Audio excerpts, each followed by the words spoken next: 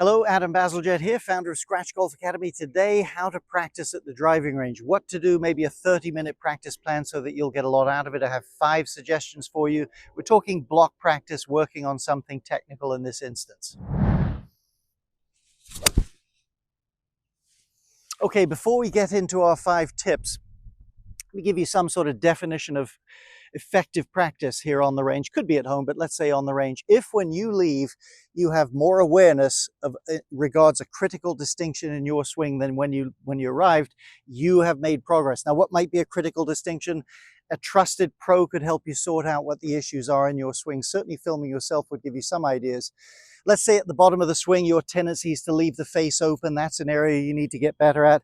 Can you more clearly make it hook and not fade as much, or manipulate the club a little bit? Maybe not like a pro. Can you have more awareness and more skill in that area than when you arrived at the range? Are you more aware of where your weight is, etc., etc.? So that's the key. You must leave with more skill in an area than when you got there. Let's get into our 5 tips.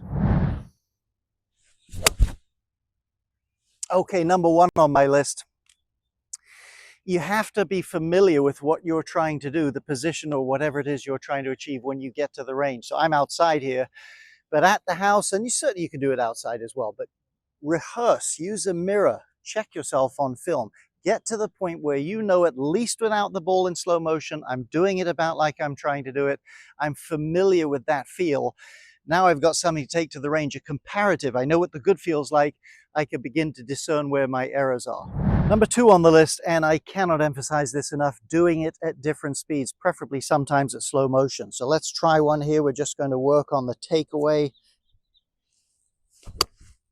Little feel there, had a sense of what I wanted coming through. Mixing and matching, of course, not all in slow motion. I can tell you from experience, let me quickly throw this in before we move on. Many is the time over the decades I've gotten someone to actually do that. Let's hang out with that for a little bit, I'll say, while we do this. Within 3 swings, it's back to full speed and they don't notice it. Hang out with that, go back to that. Your ability to discern what's really happening in your swing and to begin to put things together will really heighten if you'll do this. If you like these videos, I hope you'll consider subscribing to the YouTube channel. ScratchGolfAcademy.com is the home website with full courses in every area of the game. Okay, number 3, and that is get some concrete feedback when you're out there practicing. In other words, film yourself a little bit on the phone. I've got this on a phone tripod, this telephone back here, cell phone, whatever it's called. Is no excuse in these days. When I was young, the camera was that big, a big VHS tape. You had to have a incredibly powerful tripod to hold that huge thing up, a battery pack. You had to go to the clubhouse or the house, get a VC. On and on it went. Not the case now. Get concrete feedback, film and evaluate.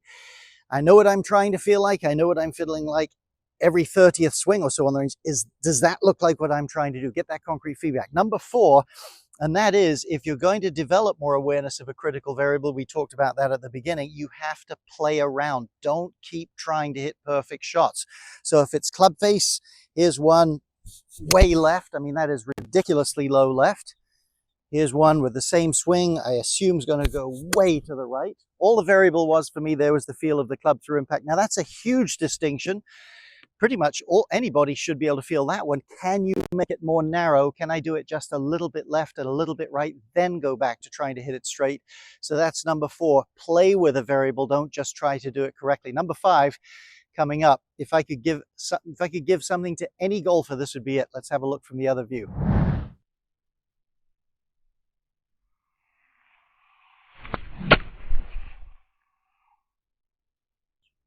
Okay, number 5. So what is this amazing gift? If I could give it to golfers, I would give it to myself, by the way, and that is awareness, being present to your golf swing. What does that mean? Well, that means experiencing things as they actually happen in real time. Now, you're probably, I don't know if you're standing there or sitting there, can you feel either your rear end on the chair or maybe your feet on the ground if you're standing there? Quiet your mind and feel it. Of course you can.